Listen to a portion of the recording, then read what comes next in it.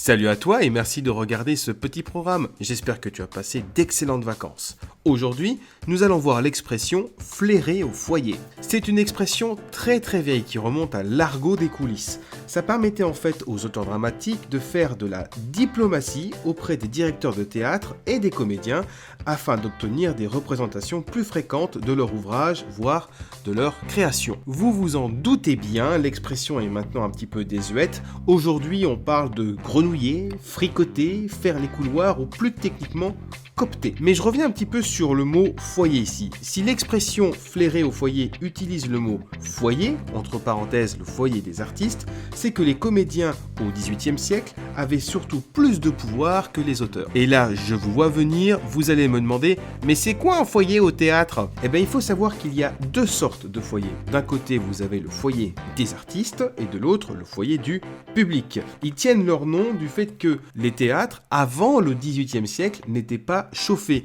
et que les foyers étaient entre guillemets, des chauffoirs. Le foyer des artistes n'existe que dans certains grands théâtres importants. Ce fut le cas de la Comédie Française qui a eu son heure de gloire au tournant du siècle, fin 19e, le début du 20e. Nombreux sont les théâtres qui n'ont pas de foyer. Pendant les scènes où ils n'en sont pas, les acteurs retournent dans leur loge, car une consigne est strictement observée, le clivage entre la scène et la salle doit être respecté et il n'est pas question pour un acteur de se promener dans les dégagements de la salle en costume de scène. Pour ça, ce sera dans une vidéo un peu plus longue, hashtag projet.